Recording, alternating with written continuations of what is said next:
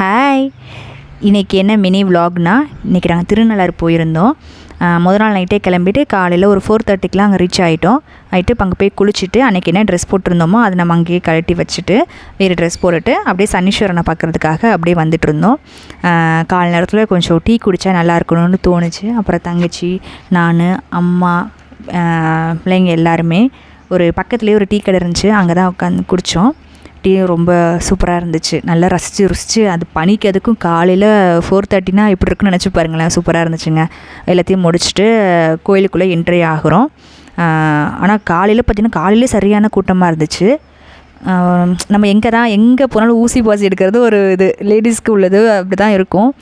பார்த்துக்கிட்டே வந்துட்டு இருந்தேன். ரொம்ப அழகாக இருந்துச்சு. அப்புறம் கோயிலுக்குள்ளே போயிட்டு அப்புறம் பார்த்து எல்லாமே கோயில் சூப்பராக இருக்குங்க, நல்லாவே இருக்குது.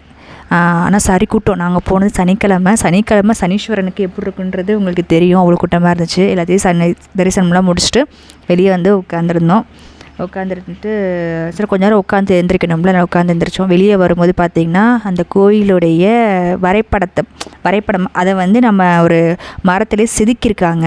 ரொம்பவே அழகாக இருந்துச்சு. அப்படியே பார்த்துக்கிட்டே இருந்தேன். எல்லாமே அழகாக, அது குட்டி குட்டியாக அழகாக எப்படி பண்ணியிருக்காங்கன்னு பாருங்களேன். மரத்துலேயே தான் பண்ணியிருக்காங்க. அவ்வளோ சூப்பராக இருக்குங்க.